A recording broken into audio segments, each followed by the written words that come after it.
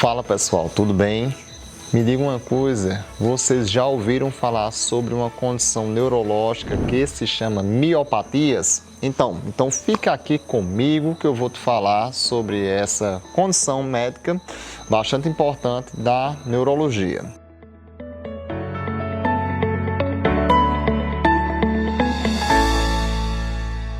Então, o que é miopatia? Significa o quê? Doenças que acometem os músculos. Então, poxa, doutor Patrick, e neurologista trata de doenças que acometem os músculos? Sim. Então, as miopatias são doenças que acometem grupos musculares, que elas vão ser divididas em várias subcategorias, né?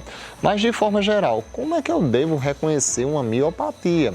E eu vou lhe dizer, a miopatia ela cursa, na sua grande maioria dos casos, com fraqueza muscular. Fraqueza muscular o quê? Fraqueza para executar a contração muscular, para fazer movimentos. E no sentido das miopatias, a fraqueza muscular segue um padrão. Que padrão seria esse, Patrick? Então, geralmente, na grande maioria dos casos, nós temos fraqueza geralmente que a gente chama em cinturas, né?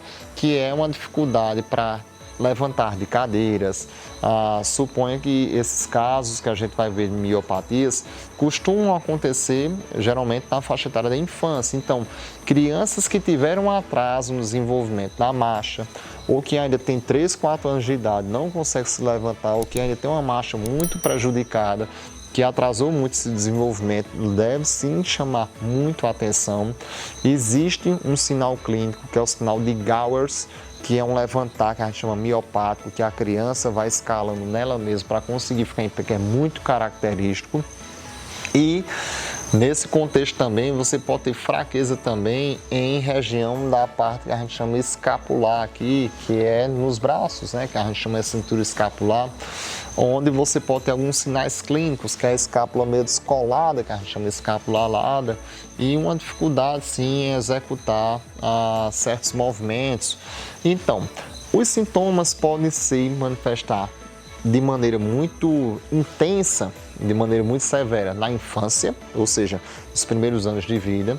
Esses sintomas de fraqueza muscular nas miopatias podem ser sintomas brandos e passarem despercebidos e vir ser mais notados ali com queixas de frequência de quedas, criança que está correndo, não consegue, tem uma intolerância a realizar exercício físico, tem intolerância a subir escadas, ela vai para uma atividade esportiva, não consegue realizar de maneira adequada, então isso deve ser levado em conta, deve sim chamar muita atenção. E muitas vezes as miopatias elas vão passar realmente despercebidas, geralmente com essa queixa de fadiga, intolerância a realizar exercícios, que vai chegar na adolescência e até na fase adulta. Eu já atendi pacientes com miopatias que suponho que era para ter seu diagnóstico realizado na infância, que chegaram a ser realizados na vida adulta. Então, dentro do cenário das miopatias, basicamente no raciocínio do neurologista, a gente vai pensar aqui, poxa, será que eu estou com uma miopatia que eu tenho, que a gente chama a liberação, o aumento de enzimas musculares, que a gente chama CPK. Tem miopatias que podem ter a CPK elevada, tem miopatias que podem não ter a CPK elevada, então o padrão de fraqueza ajuda a definir como será o norte de investigação. Então, esse vídeo aqui para vocês vai ser importante porque, vejam só, antigamente, a gente quando não tinha um avanço dos testes genéticos, quando existia a suspeita de miopatia, era muito comum, realmente, na investigação clínica, os sinais clínicos que esse paciente apresentava e também a forma se eu tinha a CPK elevada ou não, e também em muitos casos a gente teria que evoluir ali esse paciente, provavelmente a gente solicitar a biópsia muscular. A biópsia muscular, sim, realmente tirar um fragmento do músculo e nesse contexto ele iria para uma análise que a gente chama histopatológica específica para músculos. E agora vejam só, Vocês acham que isso é uma realidade no nosso Brasil? Não é uma realidade no nosso Brasil. Quando a gente vai pensar no país continental, isso é uma coisa muito restrita a centros como São Paulo, Belo Horizonte, o Paraná também, que a gente sabe que tem grandes centros ali que faziam essas biópsias musculares e para se chegar a ter esses diagnósticos. Então, só para vocês terem ideia, quando eu estava no meu momento da minha residência médica, estudando neurologia, no hospital a gente recebia pacientes do Nordeste inteiro, da Paraíba, tanto aqui da Paraíba, Rio Grande do Norte, Pernambuco, enfim, de Ceará, que eles se deslocavam para essas cidades, porque tinham parentes lá, terminavam ingressando nesses ambulatórios porque não tinham diagnóstico e chegavam nesses lugares, nesses centros de referência para chegar a ter um diagnóstico. Então, de certa maneira, o que é que hoje trouxe uma luz para facilitar essa avaliação?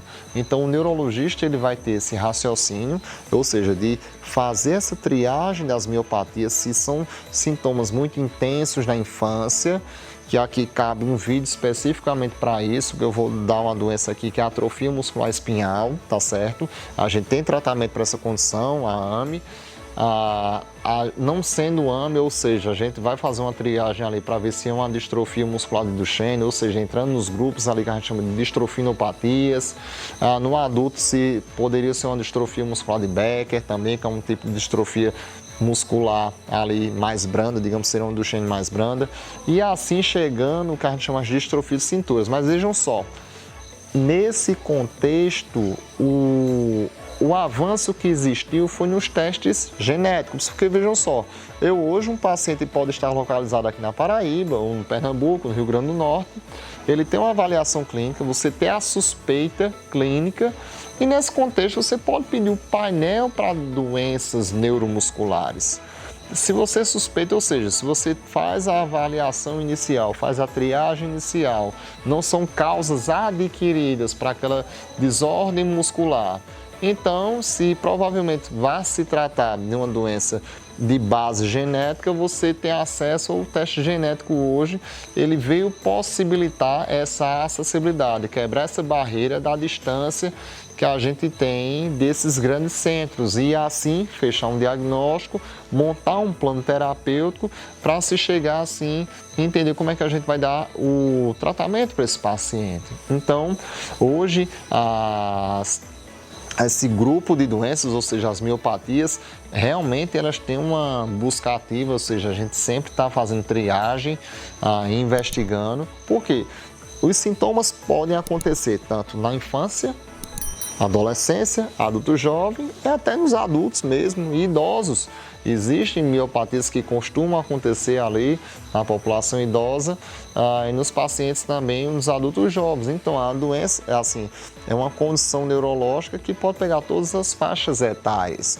Então, o médico, sim, o neurologista, ele vai ter que ter a habilidade, sim, para poder fazer essa triagem e poder chegar a esse diagnóstico. Mas hoje, a minha mensagem aqui é dizer, nós conseguimos sim encurtar o tempo de diagnóstico, sempre mesmo precisar de uma biópsia muscular para poder chegar a um diagnóstico e sim propor um tratamento de maneira eficaz aí para esse paciente, dependendo da sua condição.